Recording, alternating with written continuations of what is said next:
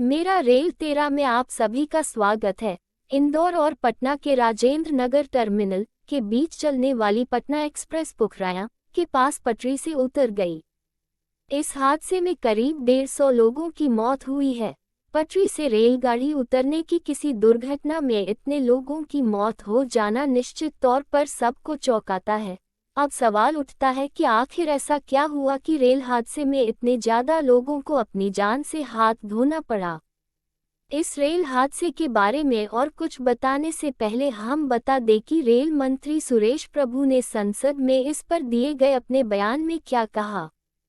सुरेश प्रभु ने इस घटना की जांच करके दोषियों को सजा दिलाने की बात कही है, लेकिन अपने बयान में रेल मंत्री ने इस रेल हादसे में इतना ज्यादा नुकसान होने के पीछे जो वजह बताई है वह है पुरानी तकनीक के आईसीएफ कोच। वैसे आईसीएफ कोच जिस तकनीक पर बने हुए हैं वो बीते जमाने की चीज है। रेलवे को सेफ्टी और सिक्योरिटी के मामले में सुझाव देने के लिए बनी अनिल काकोडकर कमेटी की रिपोर्ट में आईसीएफ कोच को भारतीय रेलवे से पूरी तरह से हटाने की सिफारिश की गई थी। इस सिफारिश को हुए 4 साल हो गए हैं, लेकिन अभी भी रेलवे में ज्यादातर डिब्बे आईसीएफ तकनीक के हैं। इस तरह के डिब्बों में बोगी के ऊपर डिब्बा रखा होता है। बोगी और डिब्बे के बीच में जुड़ाव बहुत ज्यादा मजबूत नहीं होता है। ऐसे में जब ऐसे डिब्बों से बनी हुई ट्रेन पटरी से उतरती है तो यह डिब्बे बोगी से अलग हो जाते हैं। इसका सीधा सा मतलब यह हुआ कि रेलगाड़ी के डिब्बे में पहियों समेत निचला हिस्सा अलग हो जाता है। इस वजह से इन डिब्बों के पलटने का खतरा ज्यादा होता है। कई ट्रेनों में लगे जर्मन तकनीक के डिब्बे। इसके अलावा पुरानी तकनीक के इन डिब्बों में एक दूसरी खामी यह है कि इनकी कपलंग स्क्रू कपलंग है। इस वजह से जब यह डिब्बे पटरी से उतरते हैं तो एक दूसरे के ऊपर चढ़ जाते हैं। इस प्रक्रिया में कोई भी 2 डिब्बे एक दूसरे को चीरते हुए अंदर तक घुस जाते हैं। ऐसी स्थिति में डिब्बों में बैठे हुए यात्रियों का कचूमर निकल जाता है।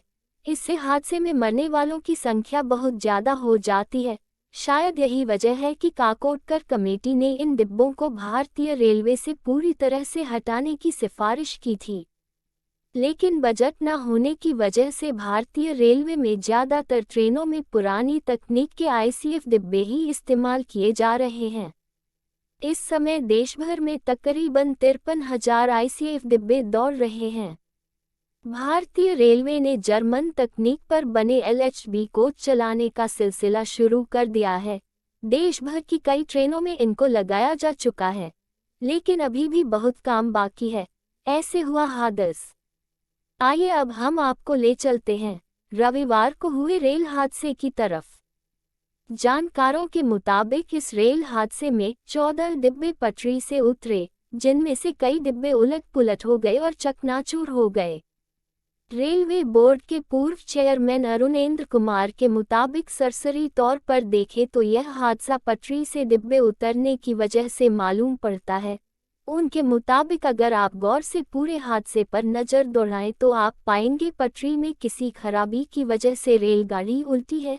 जैसा कि नजर आ रहा है कि रेलगाड़ी का इंजन सेफ है। पटरी में क्रैक होने की स्थिति में इंजन और उससे लगी हुई कोचेज तेजी से आगे निकल सकते हैं और पिछले डिब्बे इस वजह से पटरियों से उतर सकते हैं।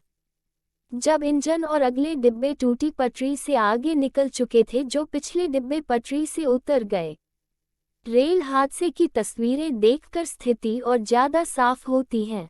इसमें साफ तौर पर दिखता है कि आईसीएफ कोच की बोगी अलग हो गई और ऊपरी डिब्बा अलग।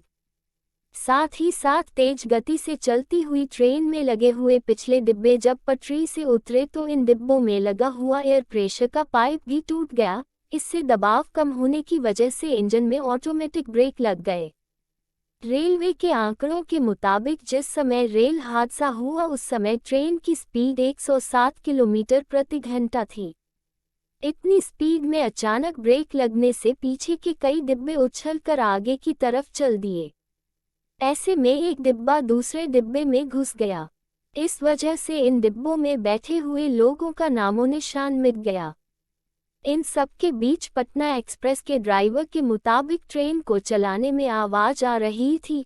और ऐसे में ड्राइवर ने झांसी स्टेशन पर इसकी सूचना दी, लेकिन उस ड्राइवर को यह कहा गया कि इस खराबी को आगे किसी स्टेशन पर ठीक कर दिया जाएगा। इन स्थितियों में ऐसा माना जा रहा है हो सकता है चलती ट्रेन का एक्सल ही जाम हो गया हो। अगर ऐसा हुआ होगा तो जांच में यह बात साफ तौर पर सामने निकल कर आएगी। लेकिन जानकारों का कहना है कि अगर ऐसा हुआ भी तो जिस तरह की रेल दुर्घटना हो गई है तो वह नहीं हो पाती। हादसे के पीछे हो सकती है साजिश। दूसरी तरफ ऐसा कहा जा रहा है कि इस समय मौसम में बदलाव हो रहा है और इस वजह से रात और दिन के तापमान में काफ़ी अंतर है।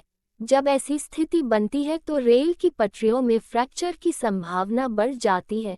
इस तरह की स्थिति से बचने के लिए रेलवे अपने गैंगमैन पटरियों पर चलाती है। इससे समय रहते किसी फ्रैक्चर को आसानी से पकड़ा जा सकता है।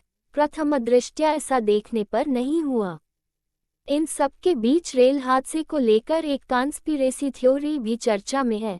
कुछ लोगों का मानना है कि हो ना हो यह कुछ लोगों की शरारत का नतीजा है, लेकिन जानकारों की माने उनका कहना है कि अभी किसी निष्कर्ष पर पहुंचना बहुत ज़्यादा जल्दबाजी होगी। रेल मंत्रालय ने इस मामले की तह तक जाने के लिए एक स्वतंत्र जांच की घोषणा कर दी है। कमिश्नर रेलवे सेफ्टी की अध्यक्षता में इस रेल हादसे की जांच की जाएगी। मेरा रेल तेरा को सुनने के लिए आप सभी का बहुत बहुत शुक्रिया।